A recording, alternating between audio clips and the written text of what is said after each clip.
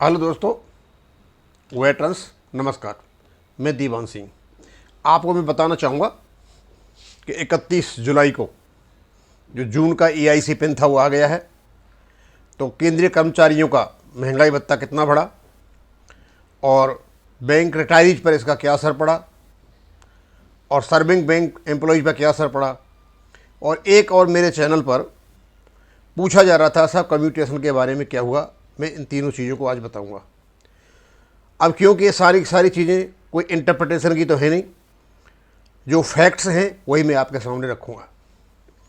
31/7/2025 को जून महीने का EIC पिन आया, जो मई में 144 था लेकिन जून में 145 हो गया, यानी 1 पॉइंट बढ़ करके आया। इस 1 पॉइंट बढ़ने से ये असर हुआ कि केंद्रीय कर्मचारियों का महंगाई भत्ता जो पहले 55% था अब वो 58% हो गया, यानी 3% की बढ़ोतरी हो गई है।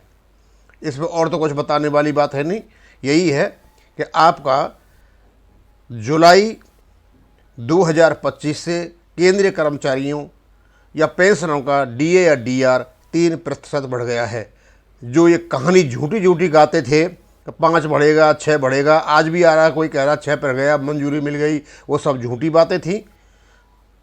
ये कन्फर्म हो चुका है अब कि केंद्रीय कर्मचारियों का DR, पेंशनर की बात कर रहा हूँ मैं, 3% बढ़ गया है। तो उतना ही केंद्रीय कर्मचारियों का श्रमिक का बढ़ेगा, तो DA और DR की जो रेट है वो 3% हो गई है।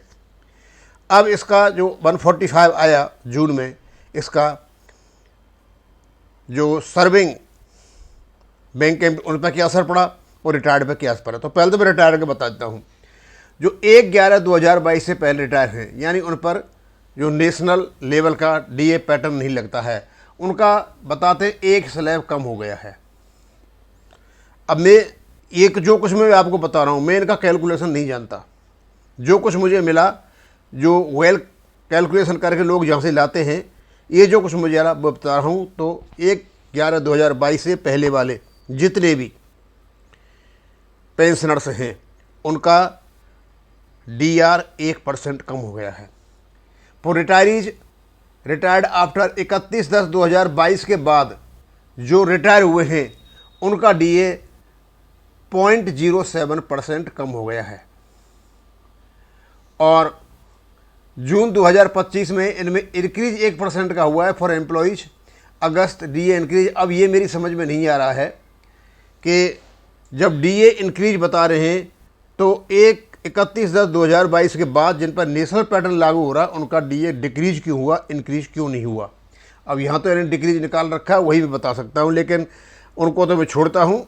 लेकिन 1/11/2022 से पहले वाले जो भी हैं, लगभग ये समझ लो कोई ख़ास फ़र्क नहीं है, हल्का सा फ़र्क है, ना इधर डिक्रीज नॉट इंक्रीज, इस प्रकार की हालत है। एक और है, कई मेरे व्यूवर्स ने पूछा कि साहब जो कम्यूटेशन का जो हुआ था क्या हुआ, क्योंकि कम्यूटेशन का जो है बड़ा ड्रामा हुआ था ये चंडीगढ़ हाई कोर्ट में, और कई हमारे बैंक पेंशनर्स ने इसके केस किए थे और जीत भी गए थे। EIB पार्क ने किया था ऑर्गेनाइजेशन की ओर से, पंजाब नेशनल बैंक ने किया था।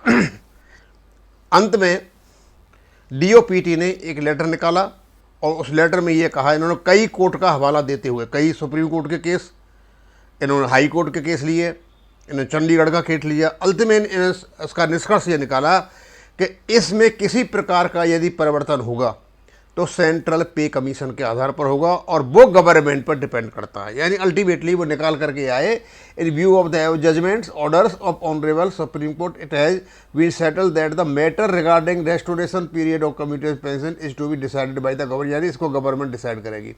अब गवर्नमेंट अपने आप तो करती नहीं है, कई तो कर देती हैं, जैसे हिमाचल ने किया, गुजरात ने किया, और शायद ये हरियाणा या पंजाब ने भी किया चंडीगढ़ हाई कोर्ट के उस बेस पे।